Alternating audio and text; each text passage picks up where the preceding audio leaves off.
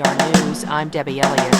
A U.S. Black Hawk helicopter crashed northeast of Baghdad today, killing all 13 people on board. The U.S. military has not given any word on the cause, but the military did give information on an attack today that killed 5 U.S. soldiers.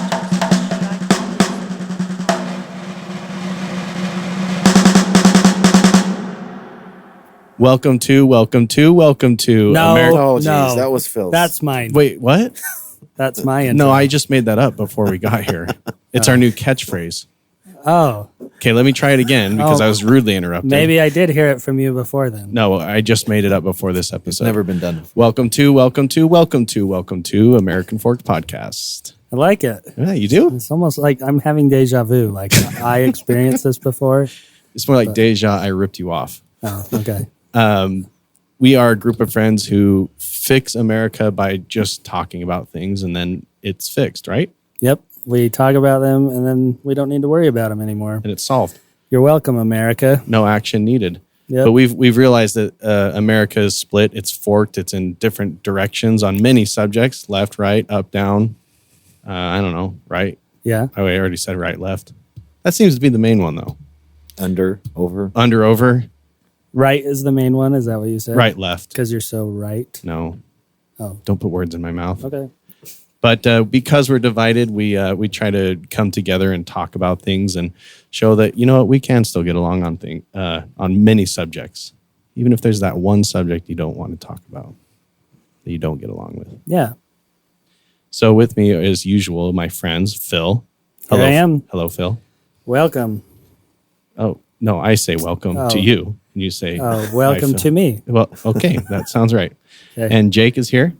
Thank you for welcoming me. You're thanks. Okay. And our special guest today is Lloyd.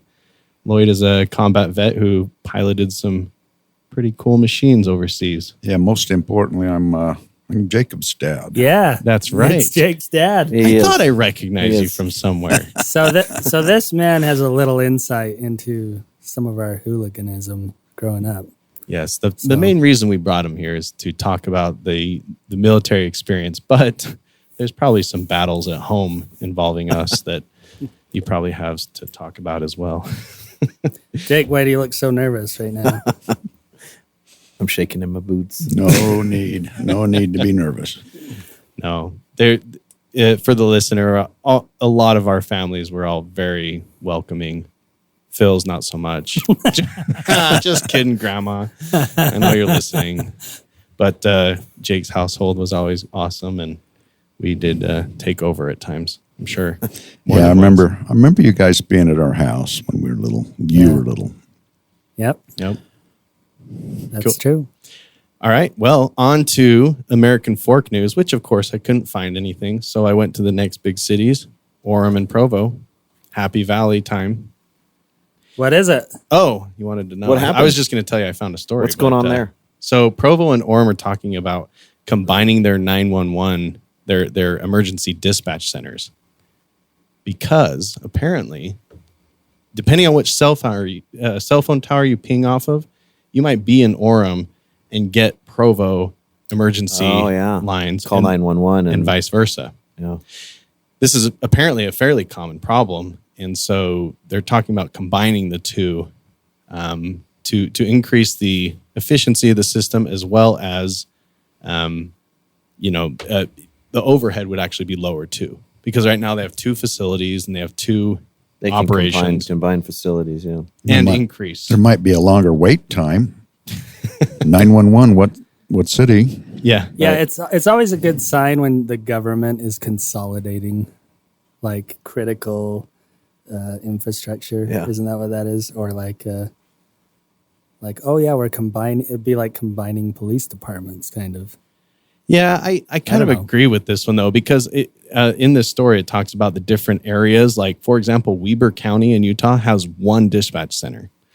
And I can kind of see how that would potentially reduce confusion, because if you had a whole, especially in the era of cell phones, because you could physically be in one location, but your phone's from another location.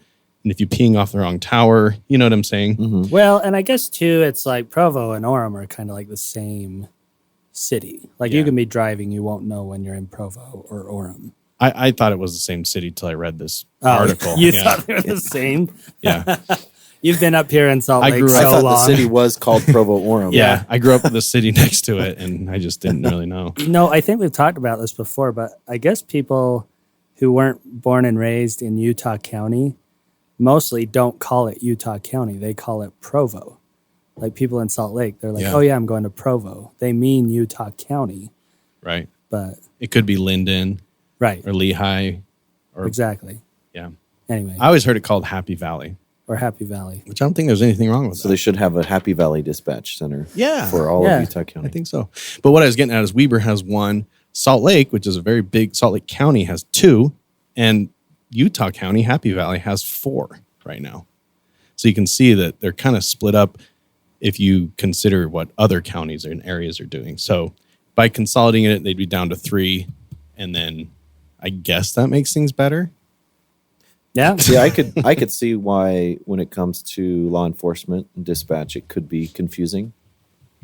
Yeah, and I was gonna, Especially when you're on the road and you witness something and you cross the border, right? Which, just driving along the Orem Provo border, you could cross in and out several times. right. yeah. One thing I noticed, I love watching police videos. It's like a weird obsession of mine on YouTube. And I have noticed that 911 calls that come in, like from other cities and other states, they very often ask the question, like Lloyd was just saying, what city? Where, the first thing they want to know is where are you located? And sometimes they transfer them to a different dispatcher. Yeah. And it does add time for sure. But at the same time, if it reduces confusion, I could see how it could be more effective. But anyway, Provo and Orem, they're basically undergoing a study right now to figure out how do we transition the employees, how do we combine the facilities, who's going to pay for what based off of how many calls come in, based off of population of each city. Anyways, they're going through a huge data gathering step before they move forward. Yeah. So what was that other story you were talking about? What? What did you guys say? There was a shooting or something? Oh, yeah. Where? In Springville. Oh, It was a Springville. murder-suicide. Oh, It was at Hobble Creek Park, which is like the Springville-Mapleton border. Yeah, I'm not even seeing it in the news. I So just it must saw- be- It was I just saw it pop brand up. new. yeah. Now that you said murder-suicide, I saw something pop up. Don't we just call that Romeo and Juliet now? Yeah. Yeah, it was a Okay. Romeo and Juliet murder. Okay. Oh, here we go. So yeah, it's basically there was a couple that broke up. I can't remember how old they were. What, 17? Remember, it's like late high school age or something. Oh, why are you asking me? Couple just broke up, and I'm asking you. the ex-boyfriend killed the ex-girlfriend, and then turned the gun on himself. Wow. Man dead, teen girl flown to hospital after attempted murder suicide in Springville. So it was attempted. But that was a couple hours ago. Oh, So, maybe she lived. I thought she was dead on arrival or whatever. Well, Maybe not. according to KSL.com, she's still alive. But hopefully, 17-year-old was treated by police and first responders at the scene before she was flown via helicopter to a hospital. yeah. So Springville's pretty close. Condition was to, unknown. Well, no, it's not. It's still Utah County, Yeah, right? so it's Provo-ish. But Yeah. I don't know if is that a typo that says 20-year-old man and a 17-year-old girl involving a guan? oh yeah, I don't know. Yeah, he shot her with a guan. What is a guan? A guan. A Spanish gun? That's a gun with an A in it. I bet it's that fruit that gets hard that you use as like a drum. A gourd? Nailed it. A gourd. That's what I was thinking. Well, that's unfortunate. Phil always I has hope- to inject his murder suicide. Phil's Googling I hope we guan. don't pull up. Oh, there we go. It's a bird, like a Oh, a turkey. bird killed them. Oh, okay. So it's got to be a typo, right? Involving a guan. It looks like there's a trigger on the bird's head. Yeah, that bird doesn't look too scary to me. Yeah. That looks like an assault guan. Anyway, sorry to derail you. I just thought that was more interesting than the dispatch center. Because Phil likes shootings know. and If killings. it's like violence or anything like that. You're so bad. Okay, the next one is the Utah news. This one's bad. I tried to get this one out there for you, Phil. Oh, it's fine. 3 pedestrians killed in 1 hour in Utah. Oh, why do you have to bring sad stories up? Really? all the Now I'm time? depressing you? Jeez. 3 killed in what? Three pedestrians killed by vehicles in 1 hour on the Wasatch Front. And I was like, Oh, like maybe different accidents. oh yeah. So basically at 10:45 a.m., Sandy police had a pedestrian hit and killed. 11:26 a.m., Salt Lake City police went into a scene where someone got killed. And then at 11:31 a.m., Spanish Fork got a call. Obviously, that they're somewhat sensationalizing the fact that it all happened within an hour and whatever. There has been a lot of auto pedestrian accidents lately, I guess, that have ended up in death. There was one yesterday with the tracks train. Yeah, I've heard of quite a few of those. It almost seems like it's becoming more commonplace. And a lot of wrong way accidents. A lot. The last couple months, there have been abnormally high number of wrong way drivers getting in accidents. You mean on down the wrong way and stuff? Oh, okay, like wrong direction. Entering the freeway on the wrong, going opposite bound. That all of those things were Yeah. correct. Yes. I thought you were just saying like they're not doing the accidents right. They're doing the wrong thing. They're doing the wrong thing. Like, no, if you're gonna hit them hard, or something like that. You're doing it the wrong way. But you mean like a wrong direction travel Yes. problem thingy? If there are words for that. Yes. All of those were accurate. Okay, we're on the same page. Beating around the bush on that one. I have heard since COVID multiple stories coming out of speeding tickets over 100 miles per hour has gone way out the roof. And this is all in Utah.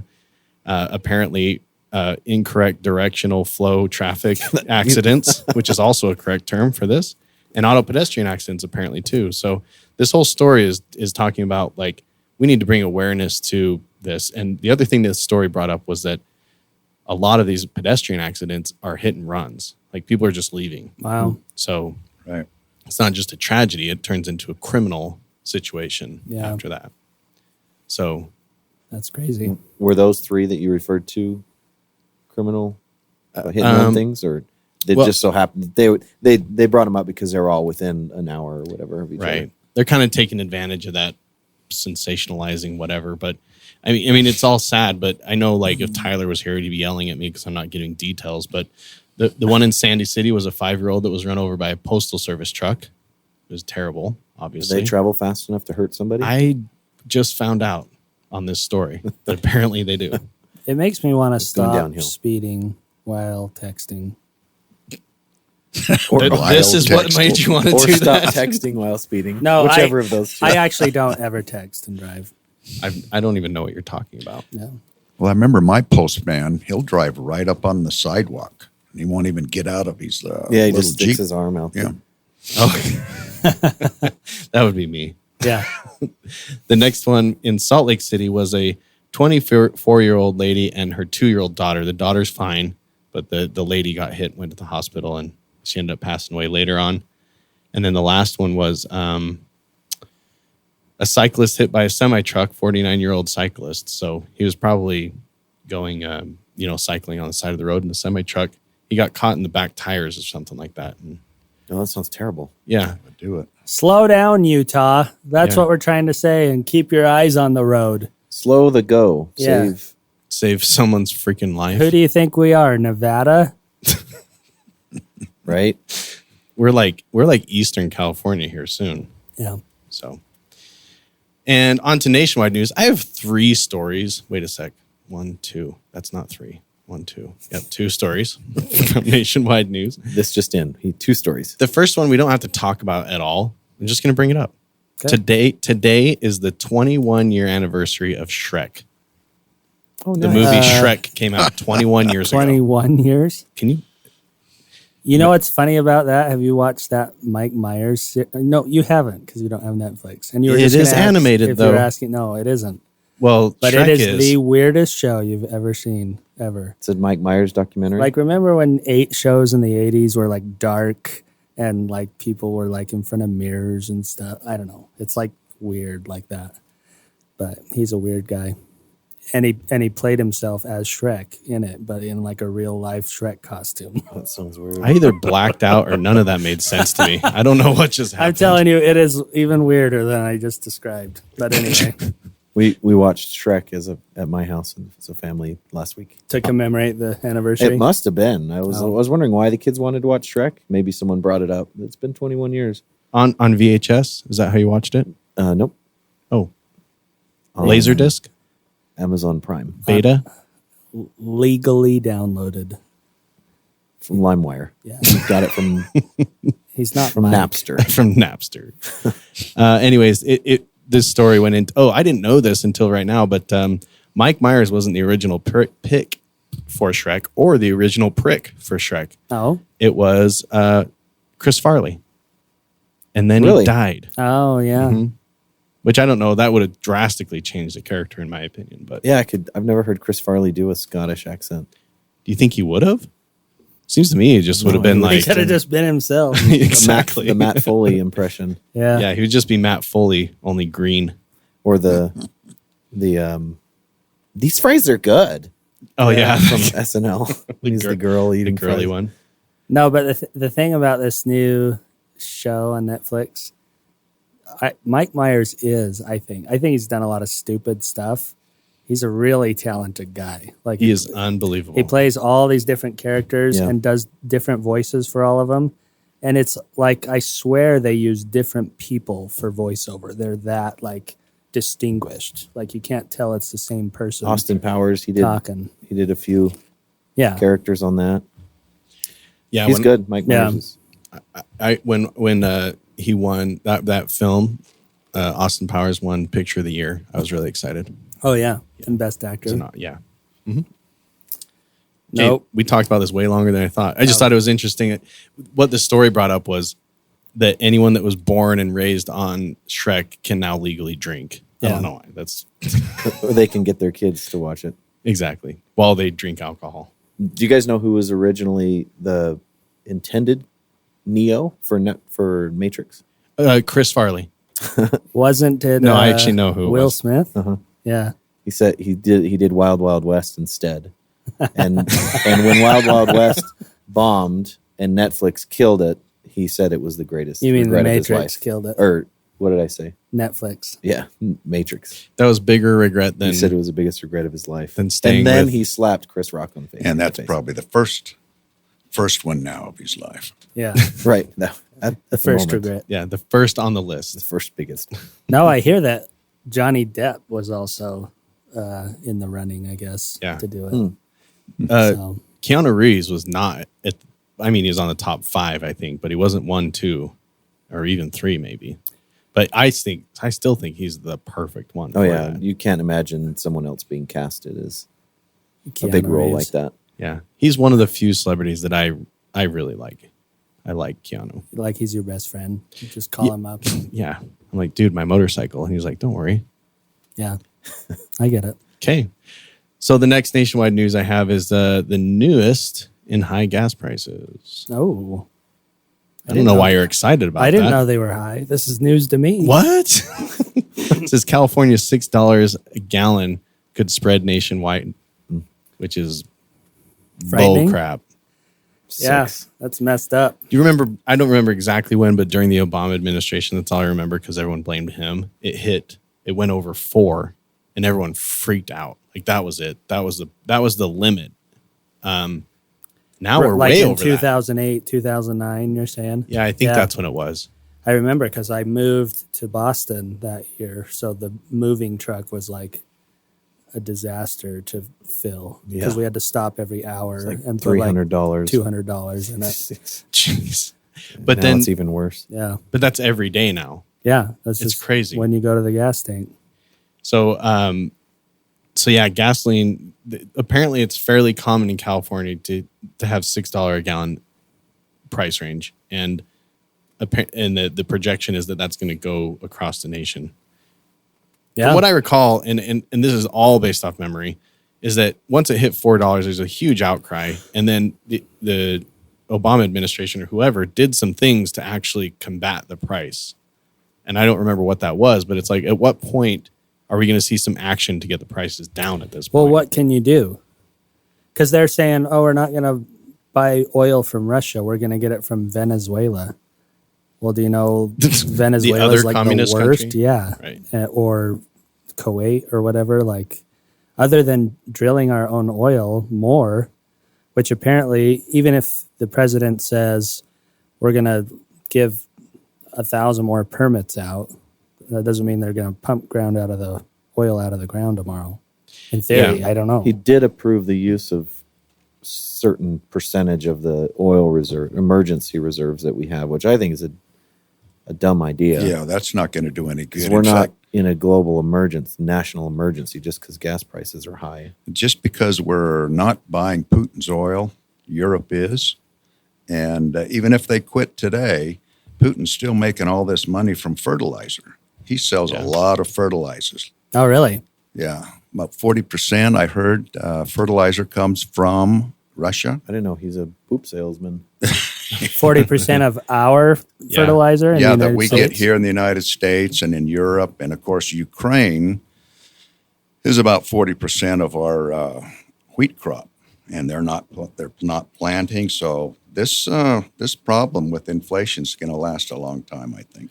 Yeah. And that's why people are getting concerned about the food, because the fertilizer is being affected. So once that, it starts with fertilizer, it goes down the chain. Like eventually, people are growing certain crops that aren't necessarily requiring as much fertilizer, but then there's going to be an excess of certain crops and not enough of other crops. And that's, I've heard people talking about food shortages because of that reason, is that it's going to start affecting, and then it starts affecting feed for the animals, and then it starts affecting, it's just a trickle effect from there. Wow.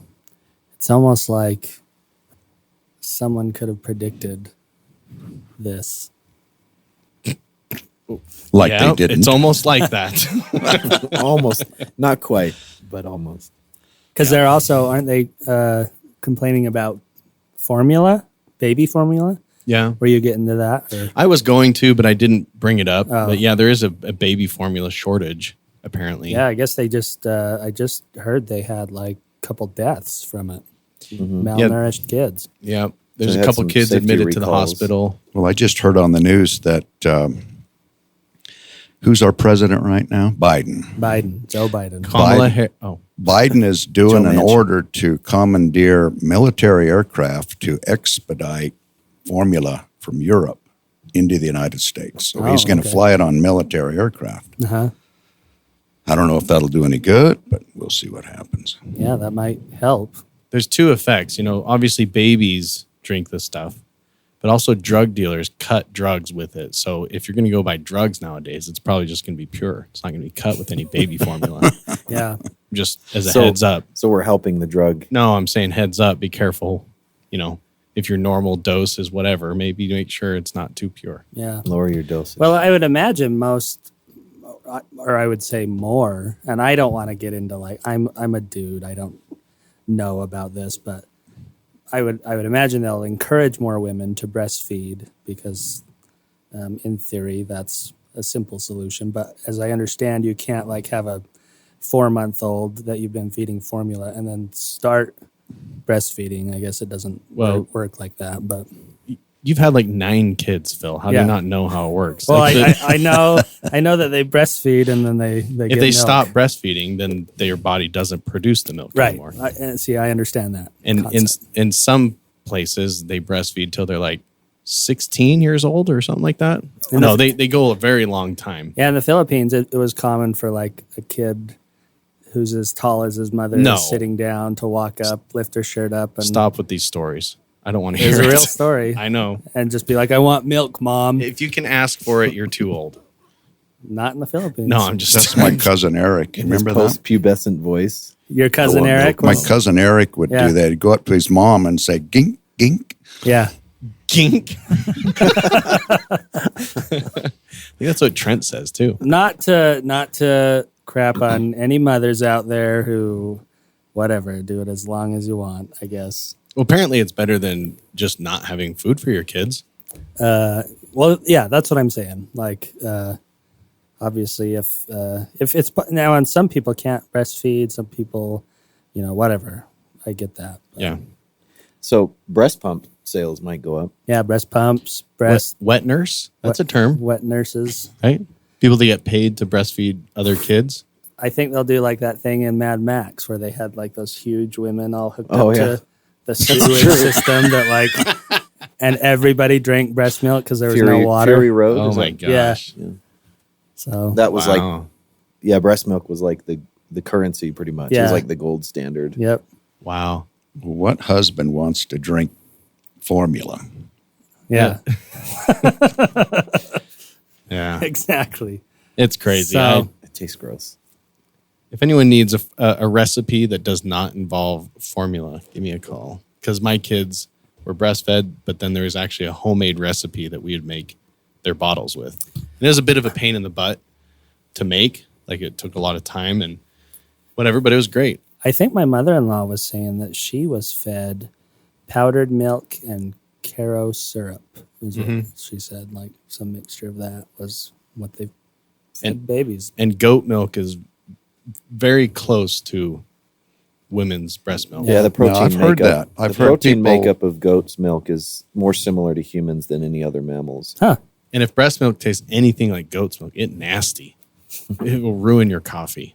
Yeah, really but when you're a fast. little kid, you don't care about what it tastes like. No, Yeah. I don't think we have any little kids that are listeners. I'm just, if you baby, this explicit podcast,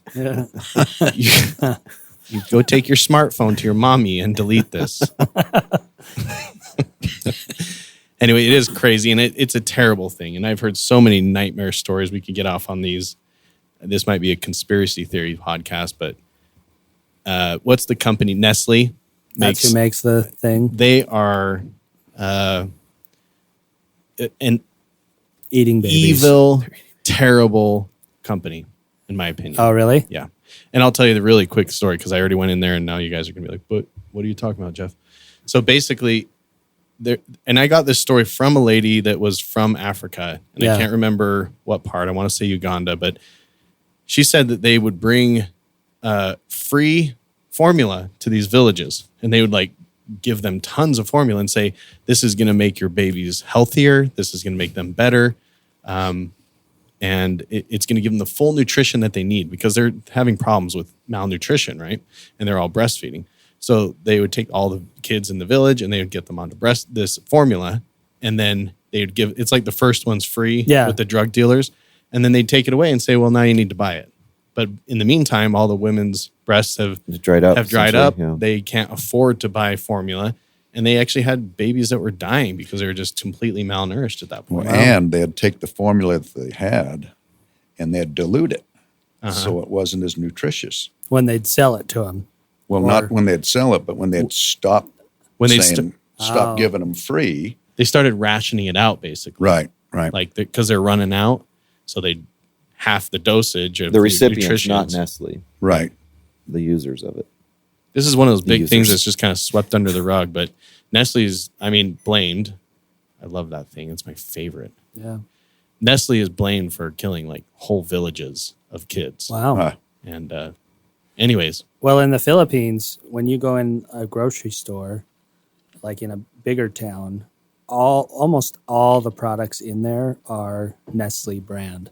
wow. Like their powdered milk, their cheese, everything. And even products in the United States that are a different brand, like Post or whatever, General Mills. Yeah. Over there, it's the same box. It just says Nestle on it instead of Post or whatever, Right. Well, they're also big in Europe. Are they? Yeah.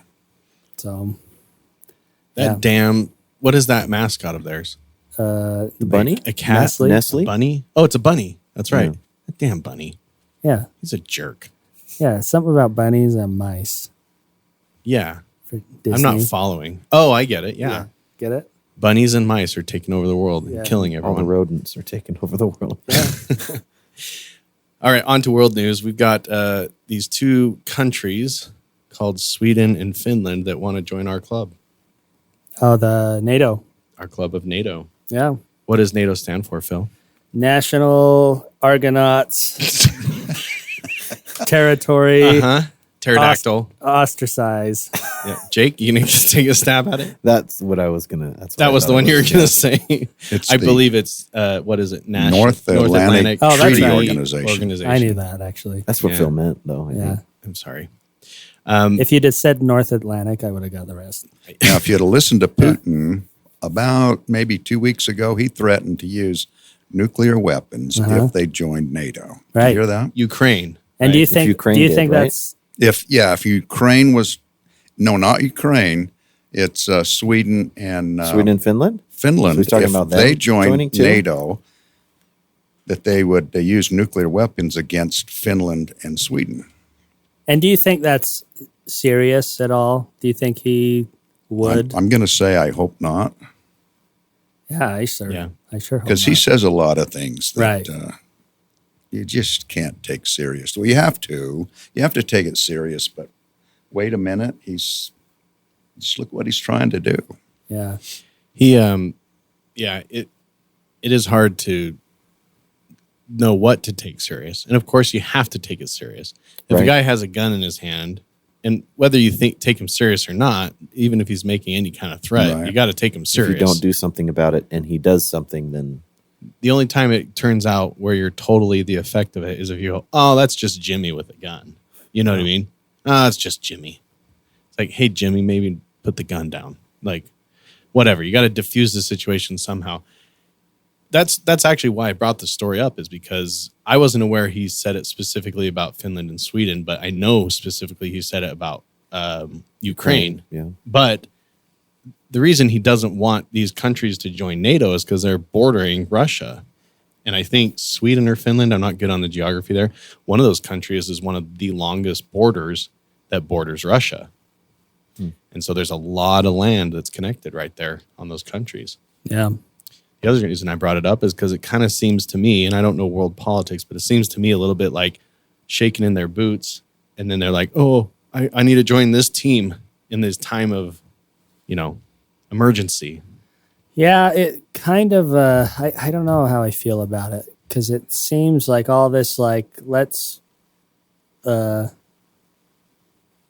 it seems like to me, and I don't know the mentality of Putin, but he surrounded the country, I think, to be like, hey, we want a deal. Let's work something out. But everyone else was like, no, go ahead and invade. Pretty much. Like, nobody stopped him. Nobody convinced him not to. He invades Ukraine. And now, like you said, all these other countries are joining on board. Everybody's boycotting and they're putting sanctions and stuff. But none of that has seemed to help anything, has it? I mean, they're still at war in there. Well, I think the people of Russia are so used to sanctions that it's not going to dent what the Russian people say. Because there's they're always not in sanctions. this network of decision making. Right. Right. Yeah, I don't know. So if I would hope, like you said, if they join, that he doesn't nuke something. But that could be a quick escalation. Yeah, once that happens, there will be a lot more aggressive defense going on around the world than there is right now. Could end really badly, really So right now, quickly. the U.S.'s support is just dumping money and equipment to Ukraine, right? We're not sending, fighting the war. Yeah, we're not sending any. We're troops or supporting anything. it and funding it. And Yeah, that could change very quickly if he starts to mess with any NATO nation, though. Yeah. Yep. That's why I brought it up, because to me, it's quite interesting. I mean, I can't remember where I heard this from, but they said that factually we're closer to nuclear war now than we were during the Cold War. I don't know if that's true, and how do you even gauge that? And maybe it was just their opinion, like in their observation, they thought what's going on now is scarier than what was going on then. Well, now we have not just, back then, every nuclear bomb was big. Now we have small ones you can shoot in a howitzer. 155 has nuclear tips on it, and you can use a nuclear weapon on a small target. So I think a howitzer is like a big cannon. a howitzer's pulled behind a truck. Yeah. And So not that big. Yeah. Well, I mean, you pull it behind a truck and shoot a nuke, you're saying. right, you can shoot a nuke out of a 155 or a You 177. don't need a rocket. You don't You need don't a need it. bomber. You just need to drive don't need within a couple miles, I Right. guess. You I need don't a know. Toyota about Tacoma. 30 miles away, you can shoot a nuke. 30 miles that thing will shoot. That's like shooting American Fork from From Salt Lake. Salt Salt Lake, Lake. North Salt Lake, Dun, dun, over the mountain. towed behind a Toyota Tacoma. Yeah. That's Oh. wild. Maybe Tundra. It is wild, and it's crazy to me. One thing that might block the whole process of them joining NATO is Turkey is not happy with either one of them. Apparently, what it takes is a unanimous go ahead, let's join. Like all the countries currently involved need to agree.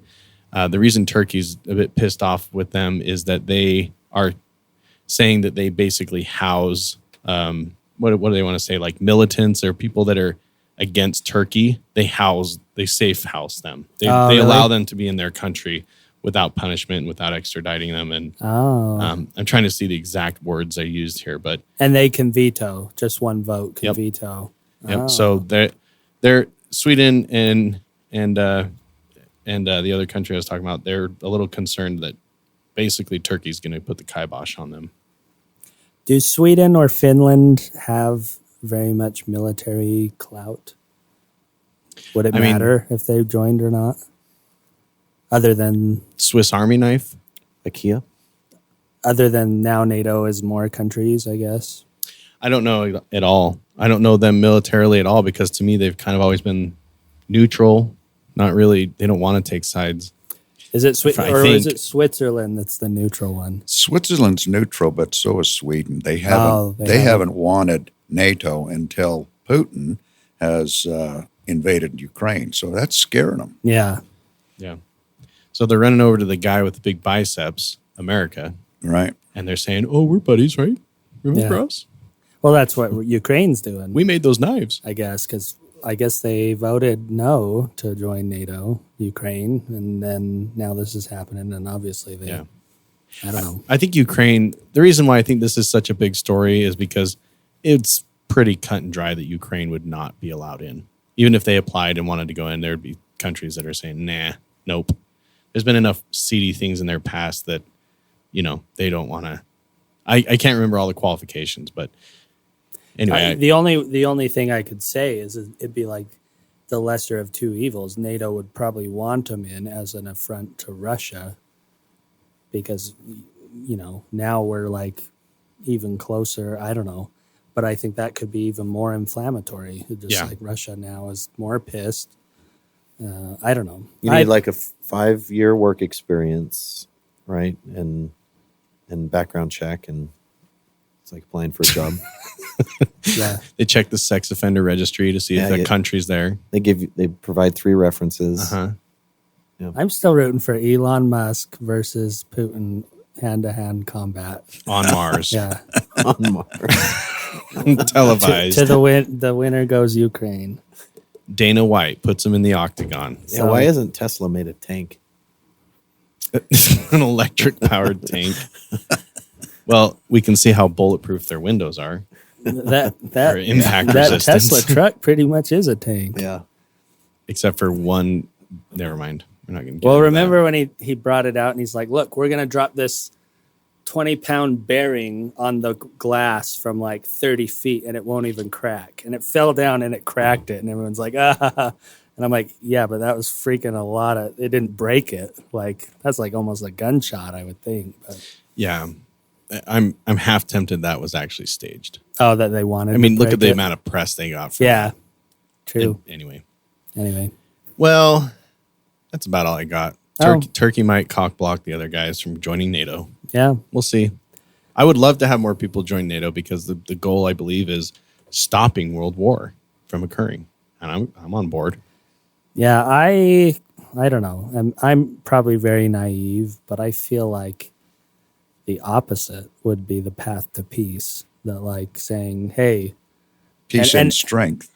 well, that's true." And Putin's kind of proven me wrong because right before he invaded, I would have said the smart thing to do would be to draw down over there and then get Russia to draw down. Like if he wants our anti-defense missiles out of Eastern Europe, why not? Like it's been how many years since the Cold War, but now he's kind of proven that it's been good to keep them there all this time. So I don't know. Yeah. It's Well, a all this situation. talk of war wants me to go on Makes you to hungry? our main topic. Yeah, you got Yeah. any pickles, eggs over there? Yeah. So as introduced in the beginning, on to our main event, our topic for tonight is Jake's dad, Lloyd Nelson. That's true. It's good to be here. That's his name. Yeah. We're excited to have you here. I'm going to get the first and most complicated question out of the way right at the beginning. Have you ever been called Lloyd? If I have, I was accident. asleep. I didn't hear it. You didn't hear it? Okay. Just, I know that's on everyone's mind that's listening right now, but Is spelled- that a spelled thing correctly. from something? I guarantee it's I've a been thing. called Floyd and Leroy and a few other names, but not Lloyd. Not Lloyd, because there is 2 L's. They are 1 L, audibly. Okay, that's not why One of we the brought L's you is on. silent. The first L is silent. The first L. I get it. There's Yeah. 2 L's in his name. Yeah. That's why you said that. Really, you just caught on to that Yeah, I was like, that is the worst introduction joke to or someone? intro. I didn't understand it. I still I agree didn't it's the want to worst. respond to it. Okay. That's why we brought him on, so we could ask him if he's ever been. Well, called thanks for Lloyd. being on. This has been American Fun. Well, yep. No, so you are and correct me if I'm wrong on any of these, but you are, or at least were, a helicopter pilot. Yeah, I started out in the Marine Corps, flying Hueys. Never went into combat, and I kind of felt guilty that they gave me all that training. So What's a Huey? Is that the double it's the prop? no, that's the 47. The Huey's the small. It's like a big 206, if you know what that is. Yeah, come on, Phil. I don't. Jeez. But HEU. But it's a helicopter. yeah, it's a Huey, helicopter. It's a little bit bigger than the Black Hawk, but comparably the same mission. Oh, okay. It was the first Huey gunship in Vietnam, Uh-huh. and then Oh. they came out and made the Bell Cobra to do the gun missions. So this is a Huey Yeah, here. that's a Huey there Okay. that you brought up. It's usually the one. Yeah, that- I do think Vietnam when I look at that. the one that Yep. used with the red cross on the bottom. They would use the Huey for the medical transport. Oh, okay. I definitely think. Yeah, that's about the only real mission I did in the Marine Corps was medical service. And where was that? That was in and out of 29 Palms, California. Oh, yeah. But I never did any combat in the Marine Corps, and I kind of felt like I'd gotten away with something. Yeah. So when I was teaching school in Orem, again, we were talking about Orem, Uh-huh. at Timpanogos High School, I thought, I need to give them some payback, give the military some payback. So I joined the 211th here in Utah, and they put me in the Black Hawk. And the 211th is, The 211th Aviation Group is here in Utah. and that's the Marine Corps Air still? National Or? Nope, Oh, that's the Army National Guard. okay. And right when they put me in the Black Hawk, they said, "Oh, by the way, we're going to send you to Iraq." Oh, wow. So right in training in And Pennsylvania. this was post 9/11. Yes. Okay. Yeah, 9/11 was 2002, I believe. 2000. Yeah, Yeah, 2001. 2001. 2001, 2002. Oh, yeah, the Olympics was 2002. Yeah. That's right. But anyway, we went, I was in training in Pennsylvania in the Black Hawk, and immediately out of training, they sent me to Iraq to catch up with the unit there. Wow. And so I got to do my payback, definitely, so I don't feel like I had gotten away with anything. I should say. Yeah. The way I recall the story, and this could be totally wrong, was that you always wanted to fly a Black Hawk. Is that true? The Black Hawk is an amazing aircraft, but no, I really didn't want to fly it. I loved the Huey. Yeah. And I'd have stayed in the Huey if the Army had it, but they didn't. So they put me in a Black Hawk. Wow. And it is an amazing aircraft. It's pretty sophisticated, I'll tell you that. But it's, in fact, when I was flying at petroleum helicopters there in the Gulf, they said, well, we won't hire a Black Hawk pilot if that's the only flight time he's got. Because It's like too advanced. You're like overqualified. it is. They said it doesn't fly like a real helicopter. They've had too many people crash smaller helicopters after they flew the Black Hawk, so they won't hire you unless you have other experience.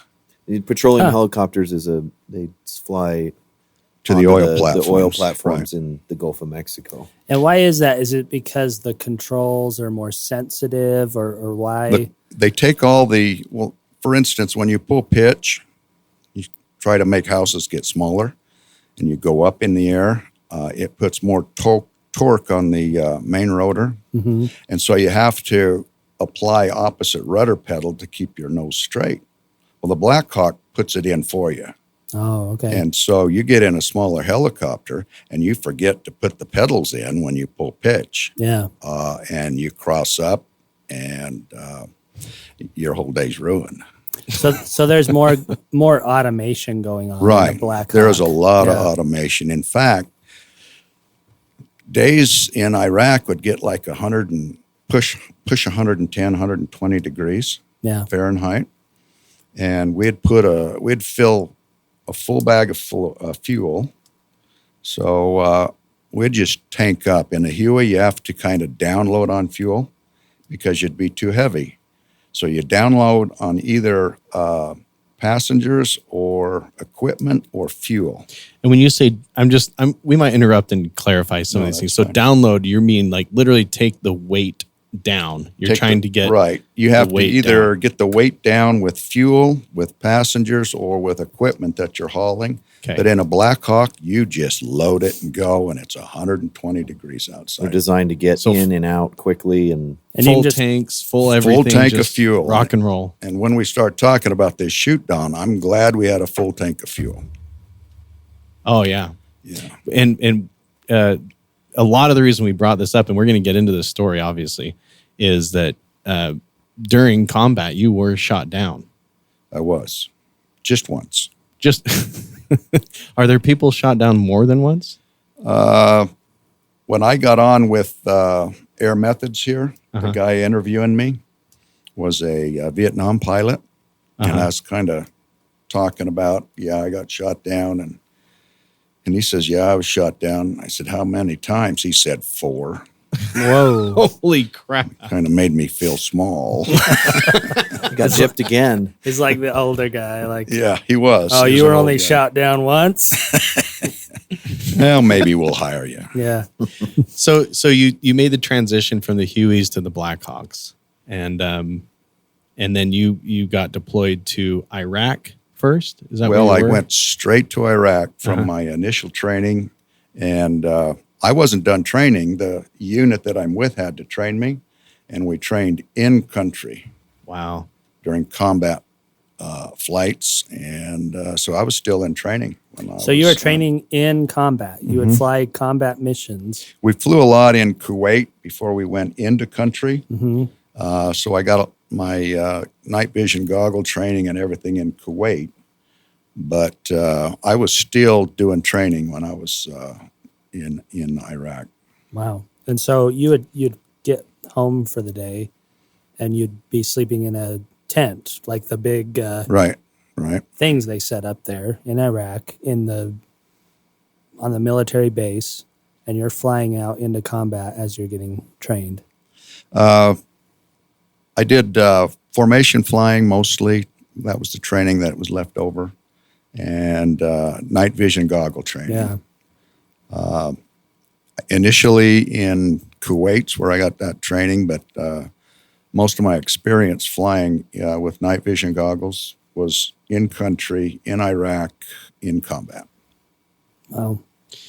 When you're over there, is there a sensation of this is work, this is awesome, this is terrible? Like, what is the general feeling that you had when you were there? It's awesome.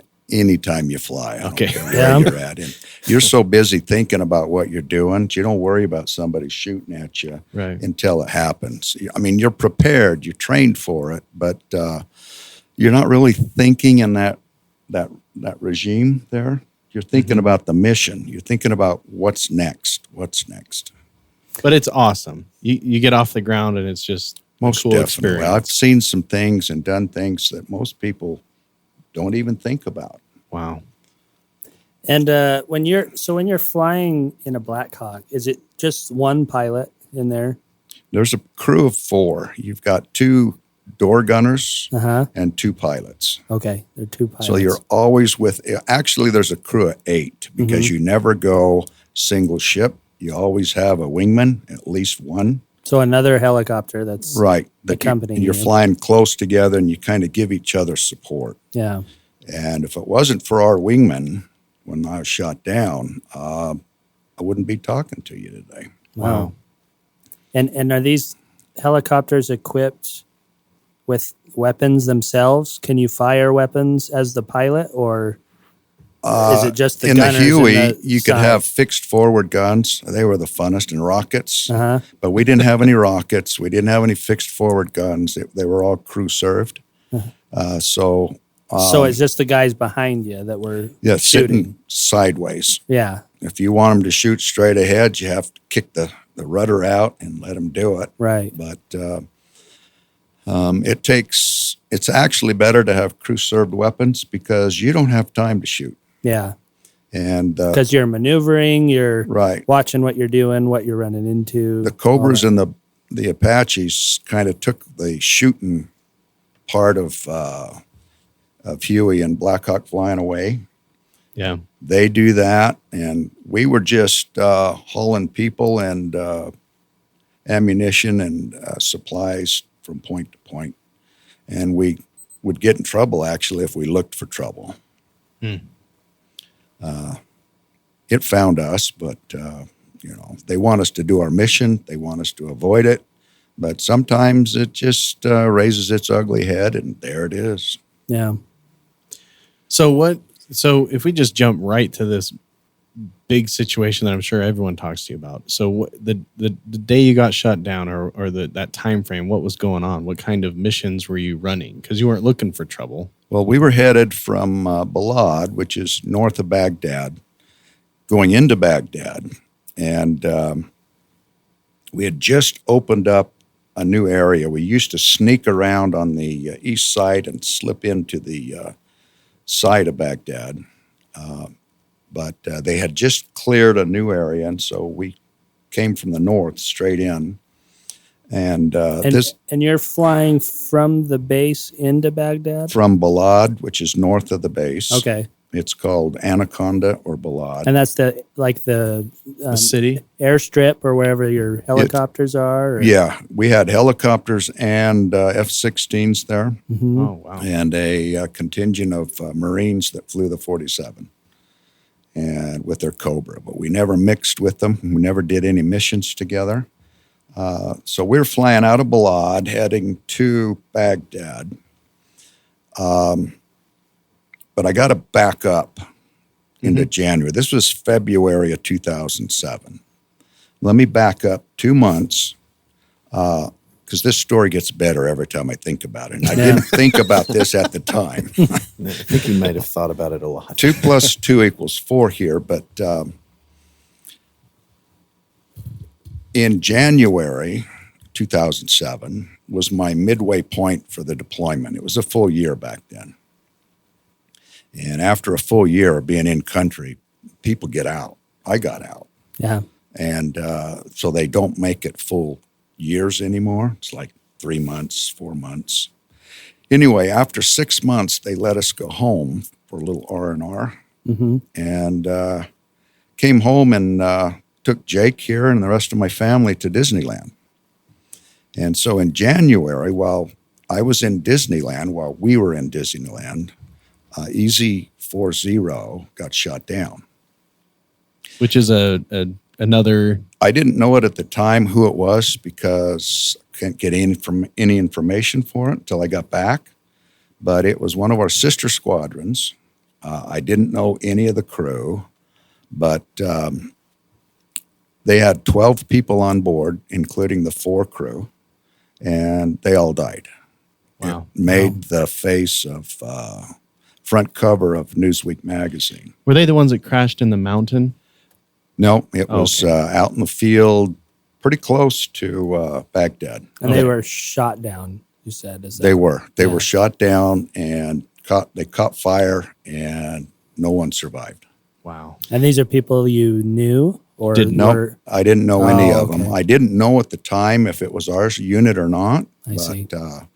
I found out after I got home. I kind of made me eager to get out of Disneyland and get back to see who this affected. Yeah. Because you'd seen it in the news before you went back. Right. That's the only way I heard about it was in the news. Wow. Newsweek, it was scattered everywhere. It was a big deal because they had some very high VIP type people on board.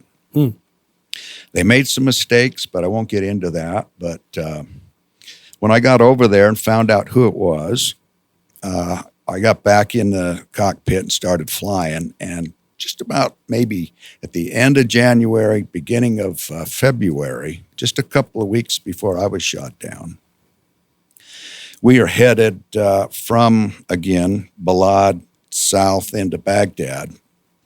And I was flying with Lance Robb. I remember. Maybe I shouldn't say his name. I don't know. We can cut it out if you want. No, it's fine. Flying with Lance Robb, and I was at the controls because he wasn't feeling very good. He had diarrhea. Mm-hmm. And he said, Lloyd, I'm not feeling very well. I think we need to turn back. We were just starting the mission. Yeah. And he looked up ahead, and he said, there's a quarry just up ahead, and there's no buildings around it, just a quarry. And he says, put down right there. And he put down. Our wingman stayed up ahead, up above, to do any interference, look around. And so he unbuckled and went to the front of the aircraft and got rid of his problem.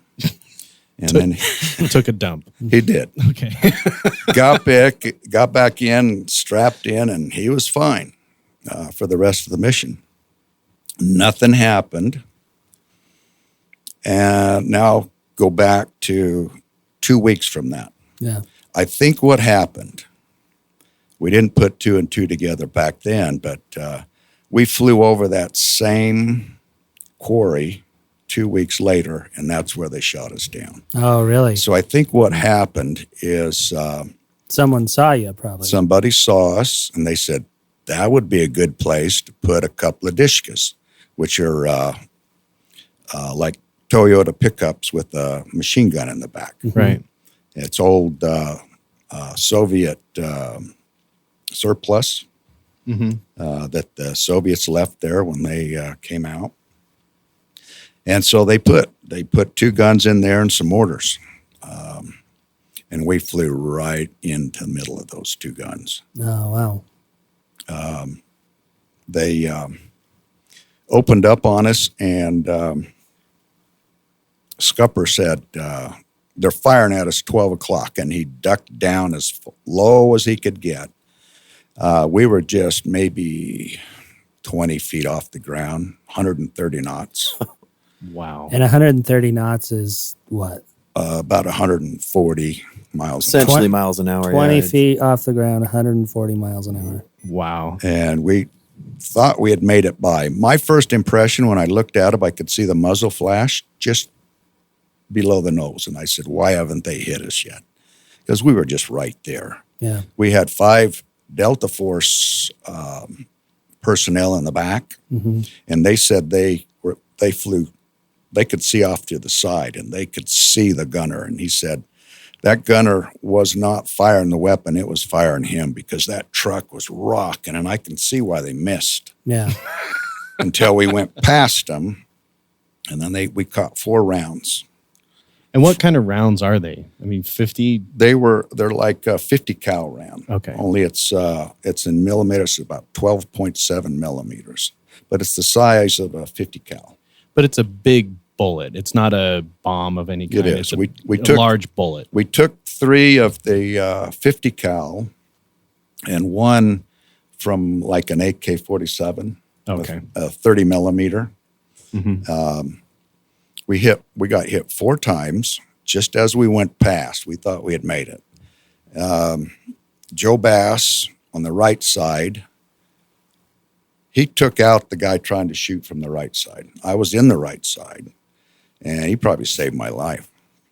He took out the door gunner. He could see him drooping over his gun. He couldn't fire anymore. And again, this is a guy shooting. This is the guy with out the door with the machine gun. Right. Or it's a mounted facing weapon. It's a mounted Yeah. weapon, but he took him out. He was right on. Yeah. And Carver on the left side got some rounds off, but just after he got the rounds off, they plunked us with 4 shells. One hit just above us and took out our backup hydraulic pump. We would have never known because the backup hydraulic pump only comes on if you lose hydraulic fluid. And you said shells, so this is something that explodes, or Well, they have. I'll tell you about the incendiary round, but they don't explode. They're just bullets. oh, okay, So it took out the backup hydraulic pump, which is just above our heads, and then one went through the tail boom right where it attaches to the fuselage. No problem. Just went in and out. But the one that got our attention hit the fuel bladder, the fuel tank. Which is on the belly. And we have self-sealing fuel tanks. They seal after they get a round through it. And That's pretty cool. Yeah. they later dug out the round, and it was an incendiary round. So, oh wow, Oh my gosh! It it's didn't a- explode. yeah, it's a tracer, but it was an old Soviet tracer, and it didn't ignite when it was shot. Else, it would have In changed the a fuel few tanks. things. Yeah, it would have ruined your day. Wow. And we were lucky that the fuel tank was full because it didn't have much oxygen in it. So it may No have fumes. You're right. Yeah. Right. So, because potentially this could have exploded. You're saying, Yeah, it's Yeah. and yeah, sitting it would around have. in the It gas would have tank. probably ignited the fuel tank, yeah, Fuel tank. and we would have followed what happened to EC-40 a month prior. yeah. But we made it through. The last round of 4 hit the tail rotor gearbox. We didn't know it, but the oil started leaking out. So we were doing 130 knots on the ground, thought we could get away, and about the time we decided to turn back to Balad, the tail rotor gearbox exploded and threw our tail rotor everywhere. Which, for the listener and myself to clarify, the tail rotor keeps you left and right, like on a pivot in line. If you don't have that tail, It's the little propeller on the back. Well, Right. The Keeps little, you- it's yeah. it's like 6 to 7 feet in diameter. yeah, Holy so crap. it's not little, It's- but it's littler than It's big and it's heavy. It's got a gearbox in it. And when it exploded, it took about 2 feet of our tail off as well. oh wow. wow. So we were nose heavy, but we were doing 130 knots, and that's what saved us because it was able to weather vane and keep us running straight. And the horizontal stabilizer in the back produced enough negative lift to keep the nose up and the tail down. Wow. Otherwise, we would have augured into the ground. If we would have been going maybe 110, 120, we probably wouldn't have made it either. There's all these little things that had to work to get us home. Wow. And when it exploded and came off the aircraft, our wingman said, which happened to be Lance Robb again. But he wasn't flying with me. He was flying with our wingman. This is the guy that had to Yeah, use the restroom. Right. That, Put it nicely. that probably brought the shooters Yeah. to that same place. In hindsight, right? But he said he watched as our tail rotor disintegrated, and he had to maneuver the aircraft to get around the blades. Oh, because they were flying at him because or near him. yeah, they were just going everywhere. Wow. And we at that time, I remember practicing in Pennsylvania to fly the Black Hawk, and there's one scenario you do in training is you lose your tail rotor. And then you have to steer with aerodynamic force, but you do not train that you lose your tail rotor gearbox and 2 feet of the tail rotor. Your aerodynamics tail. are completely different at that That's point. And complete- so the you're weight saying- distribution. You're saying you do train to lose the rotor itself. The use of the rotor, but The not use tail. of the rotor. Oh, okay. So But it'll you're- die, but it's still there. And they said, well, we don't train you losing the gearbox because you would be so nose heavy that you wouldn't be able to survive. And so, Yeah. as far as I know, we are the only Black Hawk pilots to ever survive losing your tail rotor where it completely came off the aircraft. Wow. That's crazy. And when it came off, where you're going to land is straight ahead. Scupper, Scott Upton, said, Lloyd, you better get those throttles off. So I reached up. He was at the controls, and I reached off, pulled the throttles back to idle. And that takes out the torque, anti-torque, so that the nose doesn't spin opposite the main rotor. And we landed at about free race speed, somewhere around 90 to 100 knots. Wow. And it came in straight. It started to twist a little bit. We hit a berm. Our right main wheel or gear came off. The tail boom separated about the place where that shot went through. And we rolled it. And it was on its side on a berm. And I was on top. And Scott was in the bottom. He was zeroing the radios out, something that you just trained to do so that the enemy can't get your encrypted radios. And so I reached over to the door to open it, and there was an emergency jettison handle. And you think some weird things in combat, and I thought, oh, don't pull that, then maintenance would be pissed because it blows the door off. And I thought, scratch the door. And then I thought again, and I said, oh, well, I don't care, just pull it. So I pulled it, and the door came off. And so I stepped out on the side of the helicopter, which was the top now. And these little itty-bitty main rotors were about 2 feet long. When we rolled on its side, it busted them all off. And so they're only about 2 feet long. Mm-hmm. And no tail boom. And I thought, again, this is weird. I'm standing on there. I thought, this is the best picture in the world. Where's my camera? And, I had lost it in the if you want to call it a controlled landing. And Lost your camera. lost my camera. Yeah. No selfie during that. You had it on you. I had In it. flight, but I it put it was- in the crux of the door. When I jettisoned it, it was gone. I love that. That's your first you thought. you just survived a crash landing where you were being shot at. And where was your camera? You think of some weird things. You asked me earlier, what do you think about when you fly combat? You just think about what you're doing. You think about the mission and the next step. But about the time I'm standing up on top, it was nice. We had 5 Delta Force people in the back. Mm-hmm. And when I stood up, they had already made a perimeter around the aircraft. And I'm thinking, yeah, that looks good to me.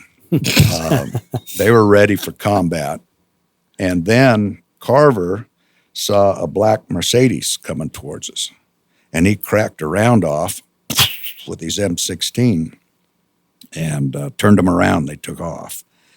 And that made Upton, zeroizing the radios down in the bottom, come alive. And he just came up, jumped off the top of the aircraft. And it was like 12 feet because we were on a berm. And he dove right into the a big pile of tumbleweeds.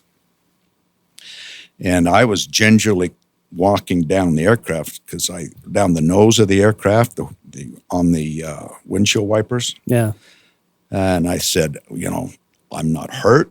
I don't want to sprain my ankle now. Right. Get off this aircraft.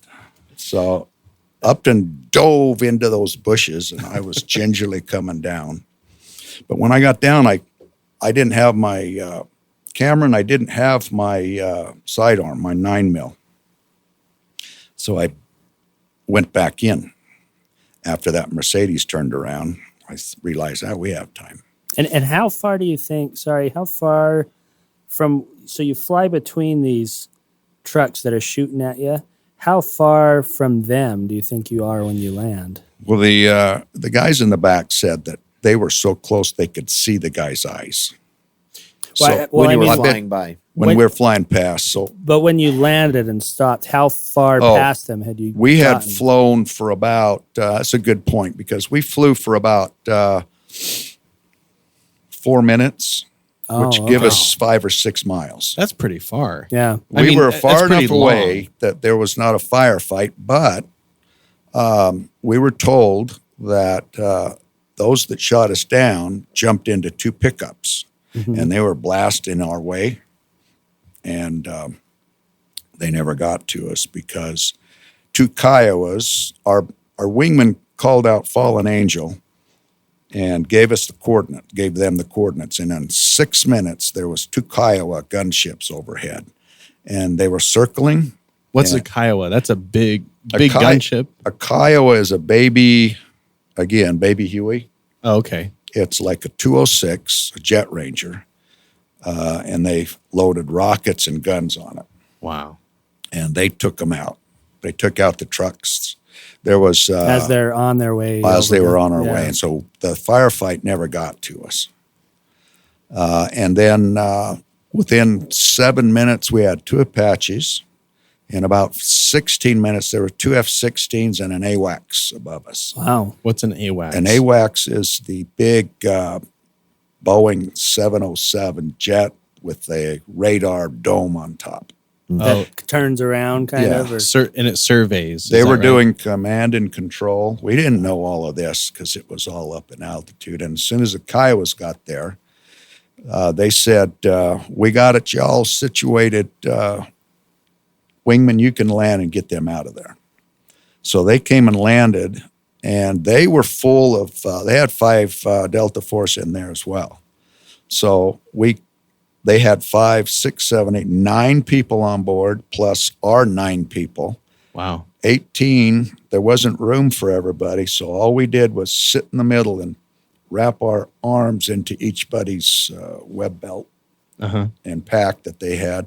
So we were just one glob of people sitting in that helicopter, and we went back to Taji. and they're strapped in, presumably? Or There's 5 strapped in, but there wasn't enough straps, enough seatbelts for everybody. So we just sat in the middle and just so everyone's doing monkeys in the barrel with 5 guys exactly. that are right. have seatbelts on. Right. Yeah. Wow, that's amazing. So it's just an experience that I got to live to tell about. So, were you injured at all? Like, I'm sure they had to do a medical check on you. I bloodied up my right shin, and immediately after that, they physically checked us out Right. before ever interrogating us and letting us tell our story. But they sent us to a flight surgeon, and we all one at a time went in. We were all okay. My leg was bloody, and if I would have limped and complained about it, I probably would have got a Purple Heart. I didn't know it at the time, but if I would have gotten a Purple Heart, Jake's and all my kids would have had their schooling paid for. Really? Yeah. Damn. Still paying for it. The one time you could limp. The one time you could have limped into a room and it would have helped. That's kind of interesting. It would have been what do you call it when you go to school and pay for it for your life? You're paying for the Tuition? your loan. What's that called? Student loan. loans. Student loan, yeah. Yeah, you're probably still paying off your student loan. Yeah, I am. Thanks, Dad. Thanks, Yeah, Dad. your dad let you down. I'm sorry. No, Next time, get you injured. never let me down. Wow. So, did you find your camera? The next day, they stood. I made a film of this because they captured or killed 24 Taliban because of that. We didn't know it at the time, but a crew went out and loaded up on a load boy. They had a crane and a load boy. They loaded up our Black Hawk and brought everything back, except the tail rotor. It was too far away. Oh, I thought you were going to say, except my camera. No, they brought it back, and while it was upright on the low boy, we got to climb and look at it. And right there in the chin bubble, right by the radios in the nose, was my camera. I don't know why I'm picturing like a little digital camera that's pink. Why am I? This is remember 2007 didn't have cell phone cameras. Yeah. So I had an old a Sony camera, and I took pictures of us standing by the Blackhawk after it was pulled in and busted up. On the gooseneck trailer laying there. Yeah, And, and we were holding up the flag there. So that was, Oh, you do have pictures of that. I then. do have pictures of that, and I should have brought them with me. We're going to put them up. We'll put them on Patreon. I'll bring them. and I'll bring the them back, and website. you can put it up. Yeah, Heck that's And- great. And so when you were there in Iraq, I can't remember if you said you took pictures of you holding a flag in front of the aircraft. Yeah, that's it. That's And it. You also held up when you were there. You held up you took a bunch of flags. I don't know, a dozen of them or so, U.S. flags, and hung them up. Took pictures with them, and gave those flags with a little kind of a memorial sheet to Right. all of our family members. And I have that flag hanging out. It's at my house. Flag That's that good. actually hung in Iraq. Yeah, I still got a few of those flags. And, Wow. the pictures. We'd try to take a picture after every mission, and this picture was particularly Poignant. poignant to me because it was in front of the aircraft where we got shot Yeah. down. Wow. I made a little video of it as well. I was going to tell you that the Taliban filmed us being shot down. They not only had guns, but they had camera crew. And they filmed us going by. They filmed shooting us, and they filmed us, even though it was 5 miles away. They were cheering because they saw us go down. And they jumped in their trucks, and they headed for us. But they didn't know it, but there were a couple of Kiowas waiting for them. And they actually captured, a week later, a edited film of the shoot down. And I took that film and spliced in some pictures that I had been taking. And so I've got a rendition of the shoot down. You do have a Wow. film of that. I do. Oh, wow. And you can put that on your website as well if you want. Yeah, that'd be How many? awesome. I mean, are there a lot of videos of that? I mean, that seems like a rare occurrence. Just mine. I know Easy 40 didn't get a video of it. Right. Wow. They were all dead. It's kind of sad, but Yeah. what do It you is do? completely. Now, when this happens, I mean, you're flying along, everything is fine, and suddenly you're getting shot at. Like, what does that feel like? Like, does your heart just go through the roof? Like, No, is your you just adrenaline think, up, or okay, what's next? what do I got to do? You got to Like, stay ahead of the aircraft, You- and you got to do what you need to do. And Scupper dove down, got past him, and I was looking for secondaries. I'm watching the gauges, making sure. Told my door gunners, look out the back, see if you see anything streaming the aircraft. And so we Yeah. were checking ourselves out. It's too busy. It's Yeah. too busy to freak out. Yeah, you've not- got to focus. I There's mean, a you're trained checklist you have to you go know, through, right? This Right. is what you do next. Do this next. Right. Yeah, you're not sitting down and watching Netflix. You're Yeah. on a freeway on a bullet bike. So the speed of thought is much quicker, I'm guessing, than if you're just in normal situations in your life. You got to continue. If you stop and thought too much about one thing, the aircraft's already traveled Right. however right. far it has. Yeah. I mean, if you're doing 130 knots, that's more than 2 miles in 30 seconds. So every 15 seconds you Yeah. went a mile. And And is that pretty crazy. normal, like cruising speed? Because you were already going that We fast, try you to said. cruise at 120 because that's a very easy speed to compute how far you go because it's 2 miles a minute. Yeah. And if you're pushing 3 miles a minute, it's a little bit faster and you have to do the math. Yeah. I hate math. So if I fly at 120, it's easy. Yeah. In 2 minutes, I'll be 4 miles. Yeah. Wow. more action in that one day than I've had in a long time. I mean, it's interesting to me. There's one thing about being in combat, and then there's another thing about get these stories of, I've talked to people that have been in combat, and some of it's mundane, and the shelling at night is upsetting, and the gunfire you hear at random times and certain things like that. But being shot down or fully attacked. I'll tell you this, that this was in the middle of my my deployment. I still had 7 months to go. Right. And I thought, after I had time to think about it, I was in a mission. We had flown at night to, I can't remember the base, but anyway. So wait, you stayed in Iraq after this? Oh, yeah, you get right Yeah. back in. Oh, You get so right you're back in still the flying cockpit. missions. And I flew on a mission, and I'll think of the place we went to in a minute. But I got thinking, you know what? There's a chance I'm not going to make it home. Yeah. Right. My very first combat mission, let me go back and say the unit we replaced never got shot at, never got any incident at all for the full year. And so we thought, okay, this is going to be a cakewalk. We're just going to do our time, go home.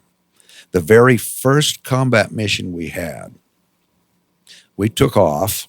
Nothing happened, so we didn't think anything was going to happen. We got back to Balad and reported at the tower to get our clearance to go in, and they said, stay clear of the airfield. We're under a fire.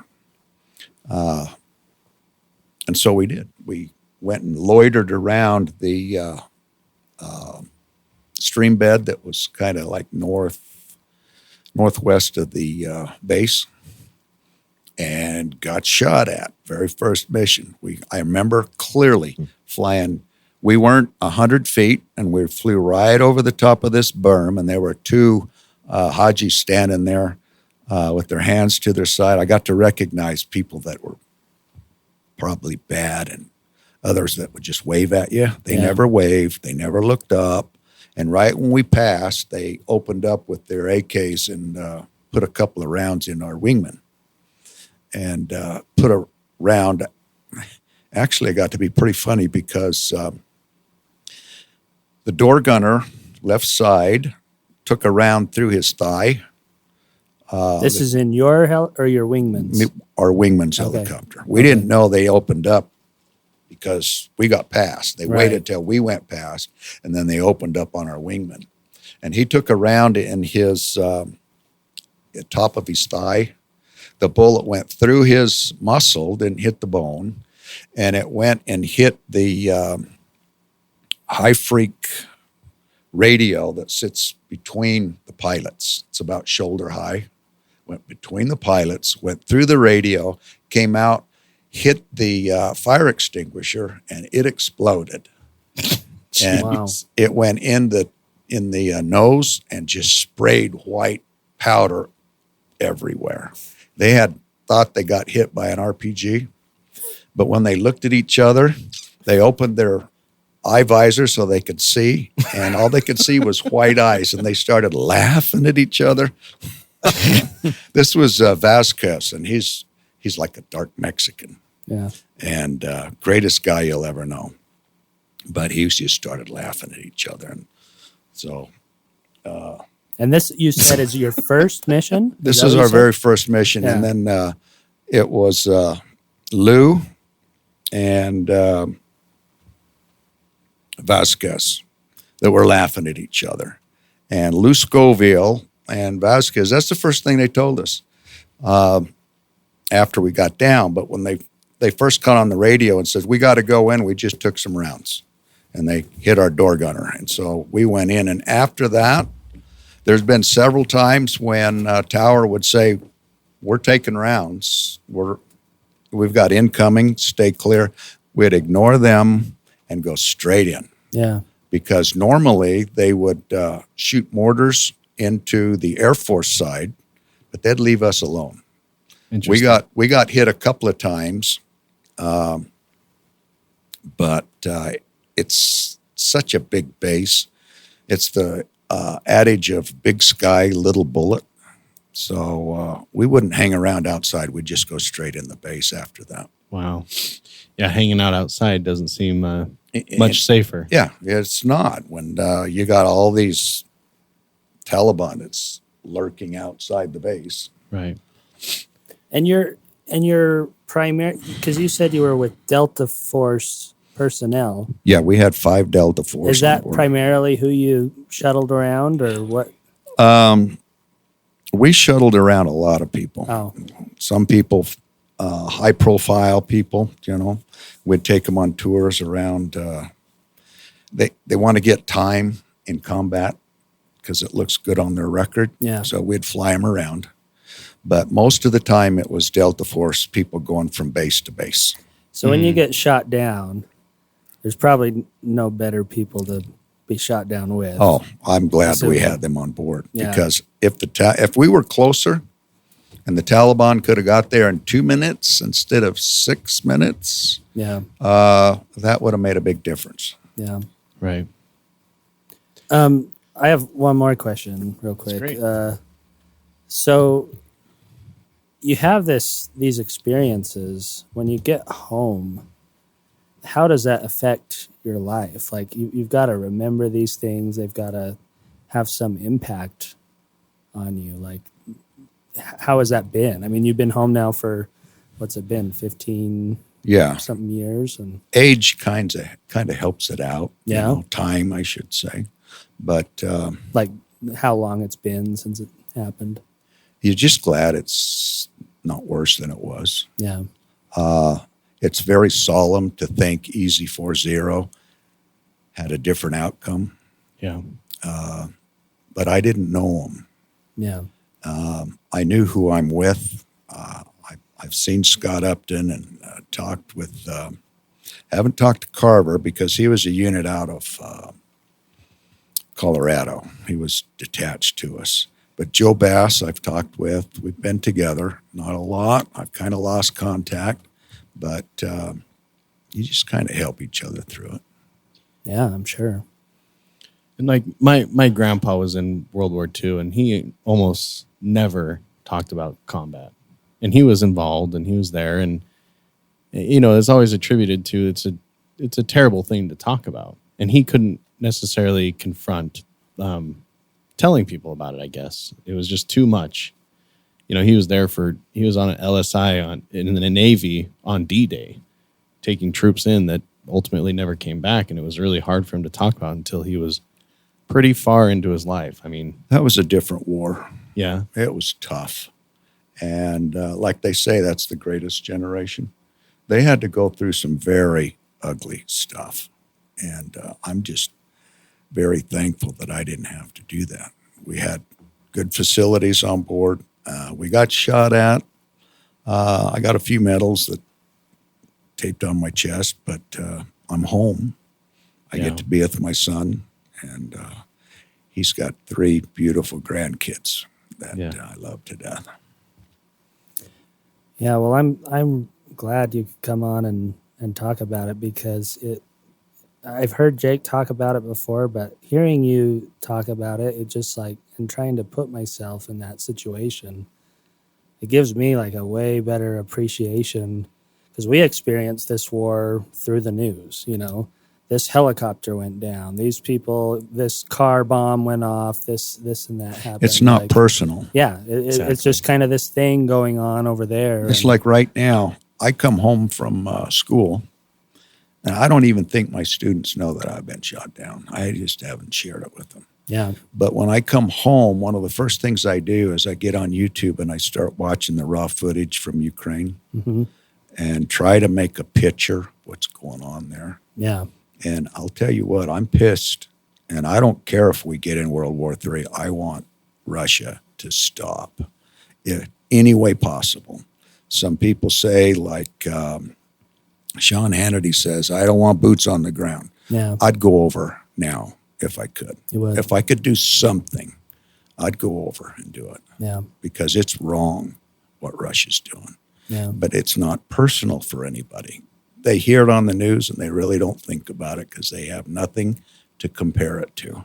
Yeah. Yeah. It's the comparisons made is other news stories and video games and not reality. Right. They don't compare it to something that's real to them. And it's difficult to do that. But the thing that's upsetting me is I'm watching the cycle of Ukraine, and it's almost like in modern terms, it's trending at first. People are talking about it. It's super hot. Everyone's interested. Now it's like, no one's really talking about it. It's still happening. Same stuff still going on over there. Apparently, I heard that the guys are still stuck in that steel factory, and they said we're going to shoot birds and eat them before we give up. And because they're running out of food, they're running out of supplies, and that's this is still happening. Well, that's in the city of Mariupol. Uh-huh. And if you take some aerial footage of Mariupol and look at aerial footage of bombardments in World War II, 1944 and 45, they look the same. Yeah. And I actually did make a presentation and show that to my students. I want them, and I showed them this old man in his late 80s being wheeled out of a neighborhood in a wheelbarrow by a Ukrainian soldier. Mm-hmm. After the occupation and after Russia left this particular town, the Ukrainians went back to evacuate the citizens that didn't leave. But this old man couldn't go anywhere, didn't have anybody to help him. And he showed his house. It's all bombed out. And they put him in a wheelbarrow and wheeled him out of there. They finally convinced him that it's better off if he left, and they would take care of him Right. in a shelter. But that is a war that any civilized nation should never allow in the 21st century. Unfortunately, I don't think this is going to end easy. Yeah. One more. I have so many questions. Phil, Sorry. let me see. Do you have a credit for questions? Am I already out of my? Well, of I my think you number? got one. Put it in the credit. COVID. I just found it. So since you've been back from war, have you flown at all? I came back and flew for the University of Utah, flew EMS for a little while. Oh, okay. But that's Flight. I haven't done that since I got back into teaching. Oh, okay. Actually, the second time. Yeah. Because I was teaching the first time, and my students would say one too many times, Mr. Nelson, if flying's the best thing, how come you're not flying? Yeah. And after teaching for 9 years at Timpanogos High School, I thought, you're right. So I went back, flew EMS in Alabama, and then got on with the Guard here, and then they sent me to Iraq. And after Iraq, with my NVG time, because University of Utah has pilots that fly NVGs all the time. Yeah. I was able to get on with them, fly for a while. Oh, cool. I say that because my dad was a police officer, and when they would have to call EMS, he would always say that he could always tell who the combat veterans were and who was just trained to fly a helicopter, because those guys would say, "Oh, I can't land there," and the veterans would put that thing down in an intersection right in front of, with 10 feet of space on each side, just like it was nothing. I put it in a person's backyard because that was the closest we could do it. Yeah. That's So crazy. it shows you how valuable I think that experience is, because that could save minutes off of, save minutes for someone's life that are Yeah, critical. when somebody's life's on the line, minutes count. Yeah. Yeah. I mean, in landing in someone's backyard, you're not going to take any rounds. So, You don't know. In Alabama, Yeah. oh, really? you don't know. Yeah. All right. Well, we really appreciate you coming on. And we always ask our guests, we are serious about this podcast as far as America is split and forked. And Unfortunately, it is. in just in our lifetime, and I'm sure in your lifetime, it's even more obvious. So what we'd like to ask, and I know it's a big question and it deserves a lot of answer, but in a concise manner, how could you answer the question of what do we need to do as Americans to come together, to sort out differences, to make things better, to move forward? What do you think? Unfortunately, answer is? the only thing we can do is vote. We can't throw anybody out of office. Can you imagine that? The things they're doing, and we can't throw them out. Blatant lies. You can prove it, but there's still senators and there's still presidents, and you can't do anything about it. The only thing we can do is vote. Vote for somebody that you believe in. Yeah. And don't just vote. I got my wife's friend, bless her heart. She voted for Biden because she can't stand Putin. Trump. Trump. Yeah, can't stand Trump. So she voted for Biden because he's an idiot as far as Trump's concerned. Right. Well, I'm being a little bit patriotic here, but I think he's one of the best presidents we've had. Too bad we couldn't keep him in for 4 more years. Right. So get educated and vote. I think that's very sound. And I wish we could get rid of some of the D's and the R's next to everybody's names because MR, Mitt Romney. No, I mean the D that stands for Democrat and the R that stands for Republican because the parties are definitely dividing as well. It's interesting. Well, it's like you said, like I'm going to vote for this guy because I don't like that guy. Is wrong. Instead of this is the person that best represents me. Look who's best for America, Yeah. not who you hate. Yeah. And I love your opinion, your advice of vote and vote for who's best for America. Who cares what their name is? Who cares what? I mean, and this is my words now, but who cares if there's a D or an R next to their name? Let's vote for who's best for America. Right. Do your homework and then go vote the bastards out. Okay, great. Well, so before we close, so this is our Memorial Day episode. So we thought it appropriate to hear how it is in the trenches in an America involved war from, somebody who knows what it's like. So I've heard your story half a dozen times. It gets better every time. I've said, I know that I've said before, but I appreciate you as my father and as a serviceman in the military who wants to fight for the freedoms that we take for granted in America. Thank you. God bless you and everyone you were fighting with. Well, I appreciate you letting me tell my story. And it's here. It's on record. So Yep. Forever. Yep. You will Forever. live in infamy. Yep. And I'm standing by it. Okay. I Well, like thanks again. I don't think we can thank you enough. And it sounds like we could have you on for other episodes as well with EMS flying and being a teacher. And my goodness, Well, let me Yeah. come on and talk about my grandkids. Yeah, there you go. that's another podcast. Jake's Changing the Diaper podcast, I think is what he calls it. Yeah, that's the one. Well, this has been the American Fork Podcast. Good night. Good night. Bye. See ya. Good day.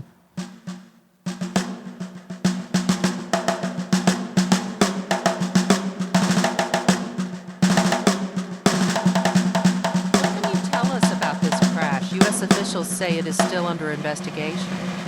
It is still under investigation, and any information that we're getting is preliminary and unconfirmed by official sources. We have a witness up there in the area where this event took place, northeast of Baghdad, apparently close to the provincial capital of Bakuba, saying that they saw ground fire bring down this helicopter. Again, I should caution that's not been confirmed. We have a statement from a group calling itself the Mujahideen Army, claiming that it brought down the helicopter using anti-aircraft fire. And so we're still trying to piece together what happened. Can you describe the scene for us? What's happening there now? Well, according to witnesses that we've been talking to and according to the U.S. military, a quick reaction force has been dispatched to secure the area. A massive cordon has been established. This is a very rural area of barley and wheat fields and a lot of canals, so it's very difficult to navigate. And it's also an insurgent stronghold. So I'm sure there's some worry about the insurgents getting hold of sensitive pieces of equipment, so the area has been utterly sealed off. Is there any information about who was on board? According to the U.S. military, all 13 people on board who were killed were U.S. soldiers. Check out our YouTube page where we have posted Lloyd's videos. One video is footage of them shooting the insurgents that were chasing him down, and the other is a montage that he has put together that details some of the events that we talked about in this episode. Again, go to YouTube and search for American Forked Podcast or patreon.com/American Forked.